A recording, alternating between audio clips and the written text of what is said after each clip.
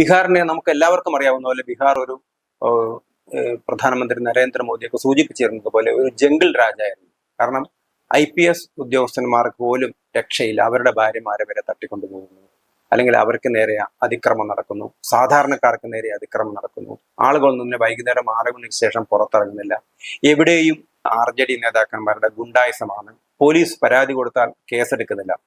അപ്പൊ അത് തന്നെയാണ് ജംഗിൾ രാജ് കാലത്ത് അല്ലെങ്കിൽ ലാലു പ്രസാദ് യാദവിന്റെ ഭരണകാലത്ത് അതിക്രമം വർദ്ധിക്കുകയായിരുന്നു ചെയ്തിരുന്നത് എന്ന് പറഞ്ഞ സമയത്ത് അതിനെ നിഷേധിക്കാൻ തേജസ്വി യാദവ് കൊണ്ടുവന്നത് ക്രൈം റേറ്റിന്റെ കണക്കുകളായിരുന്നു. അന്ന് ക്രൈം റേറ്റ് കുറവായിരുന്നു, പിന്നീട് ക്രൈം റേറ്റ് കൂടി എന്ന് ചില കണക്കുകളൊക്കെ ഉദ്ധരിച്ചുകൊണ്ട് അദ്ദേഹം പറയുകയുണ്ടായി. സത്യത്തിൽ ക്രൈം റേറ്റ് അന്ന് ഉണ്ടായിരുന്നില്ലെങ്കിൽ അതിന്റെ പ്രധാനപ്പെട്ട കാരണം പോലീസ് കേസെടുക്കാൻ തയ്യാറായില്ല എന്നുള്ളതാണ്.